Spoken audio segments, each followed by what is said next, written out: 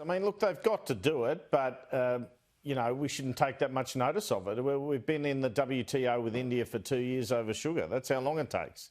The Australia-China relationship will have moved in many ways, hopefully in a more positive way by then. It's just too long that the WTO takes to deal with these things. A lot of barley growers, they'll have either given up or gone to other markets, etc. So sad news for them, the wine industry and the thermal coal industry in the last few months of this year. The last thing they needed out of the COVID recession is this dispute with China as well. Andrew, and on that dispute, let's recap just how this has unfolded over the last 12 months.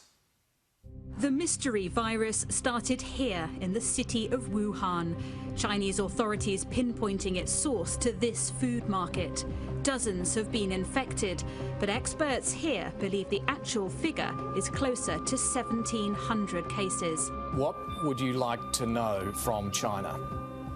Well, we need to know the sorts of details that an independent review would identify for us. The issues around the coronavirus are issues for independent review, and I think it is important that we do that. In fact, Australia will absolutely insist on that. So it's up to the people to decide. Maybe the ordinary people will see, why should we drink Australian wine, eat Australian beef? Well, that's a matter for them. Australia will do what's in our interest and in the global interest, and we will, of course, continue to support moves to ensure there's a proper independent assessment of what's occurred here. I think it would be a good thing for the country if some of the heat could be lowered in the current debate. I would like now to introduce a representative of China. An unexpected cameo from the Chinese Consul General to Victoria. This project is another testimony of the friendship and the cooperation between our two countries. Beijing suspending all imports from the Dinmore Meatworks, Toowoomba's Beef City, the Kilcoy Pastoral Company and New South Wales Northern Cooperative Meat Company. Australia is not in any sort of war. Our intention is to work as cooperatively as we can. Unfortunately, the farmers in Australia, the grain farmers, have just got caught up in it like meat in a sandwich. Australia's barley producers the latest victim in the growing trade tensions with China. To say that I'm disappointed is an understatement. I'm here today to advise you that based on advice provided to me by our cyber experts, Australian organisations are currently being targeted by a sophisticated state-based cyber actor. Today's reforms to our foreign investment framework are the most significant since the establishment of the Act in 1975. Investment in Australia must be on our terms, on our rules, and in our interests. Is Victoria's Belt and Road Initiative deal about to be torn up? This is part of doing a stock take. Where any foreign government seeks to undermine the sovereignty of Australia's foreign policy by seeking to do deals with subnational governments, Australia needs to protect itself from that. Well, look, if the Prime Minister's got time to be doing those things, then that's fine for him. I don't. Only 5 or 6 announcements or speeches this year which could be seen as attacking China. Doesn't that risk the you reject it? I do. Well, all these laws are about China, are they not? No, these laws are about Australia's sovereign national interests. My name is Cheng Lei. I'm a TV anchor based in Beijing, China. Ms Cheng Lei is an Australian citizen who has been detained in China. DFAT made the initial warnings to my employers and to ourselves last Monday that we should consider leaving China. Our top story, 2 Australian journalists have been urgently pulled out of China over serious concerns for their safety. It's very disappointing to have to leave under those circumstances. The WTO appeal for barley is the next step. We're working through just exactly how, when, and making sure we have all of the evidence lined up. This is the sort of thing that should be able to be sorted out over the phone or face-to-face. Wine is just the latest Australian commodity to be impacted by ongoing trade tensions with China. We are no stranger to the need to adapt to these things. The post made today, the repugnant post made today, of an image, a falsified image, of an Australian soldier threatening a young child with a knife, it is deeply offensive to every Australian. New Zealand has registered directly with Chinese authorities our concern over the use of that image. Spreading disinformation through fabricated images and disingenuous statements that incite further violence is not appropriate diplomacy. The multi-billion-dollar coal industry is in turmoil tonight after China unofficially banned Australian coal from entering the country. If that were the case, then that would obviously be in breach of WTO rules. It would be obviously in breach of our own free trade agreement. Well, it's a matter for China to speak plainly about what is driving its behaviour. This is not a trade issue, this is a diplomatic one. We'll have a direct conversation with each other at some point. There'll be summits that will occur over the course of the next year. I hope it happens sooner than that, but there is no barrier to that occurring on the Australian side whatsoever. So, Andrew, you look at that report there, and from one issue to the next, it has been a problematic relationship. And you've got this scenario as well where, unlike some countries, who might take a tough stand on China, China accounts for only half of our exports. So if they continue to pick off sector after sector after sector, that has a tangible economic impact.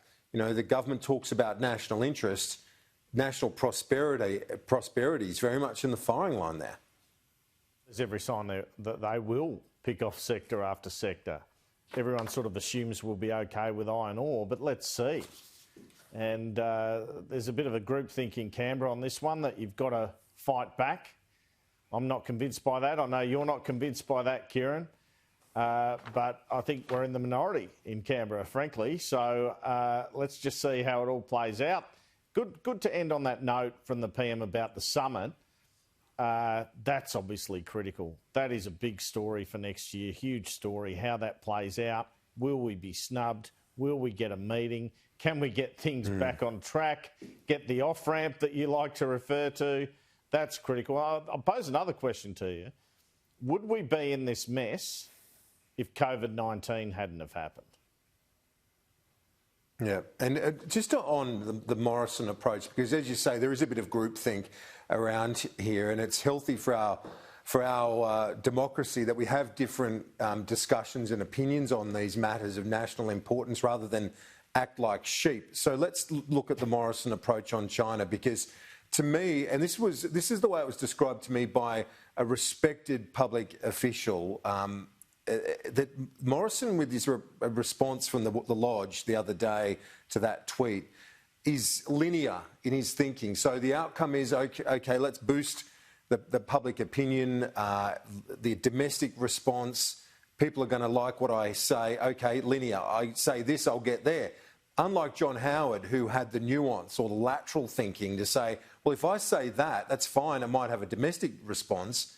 But what about the flow-on response with China? And he had more nuance as a Prime Minister. What do you say to that in terms of the Prime Minister's linear thinking and behaviour when it came to that particular episode around that tweet, rather than leaving it to someone more junior to fire back?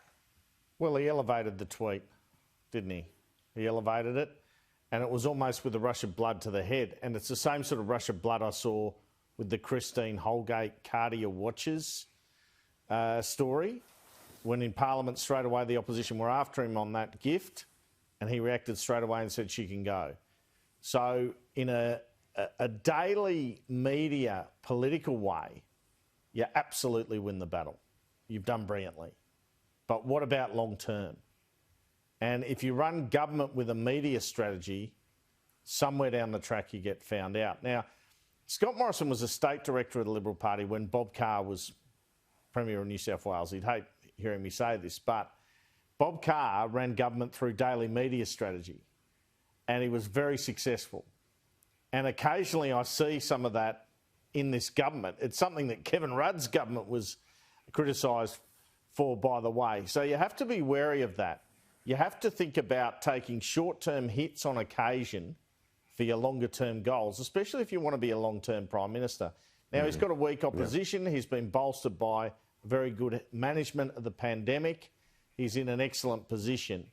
But with some of these issues, you can see the dangers in the years ahead if some of the approaches are not corrected. And on occasion, I think perhaps he might need stronger advice around him and different advice around him. Yeah. And it's not about being weak on China, that sort of, rote response or predictable, immature response. This is about being as tough as you like.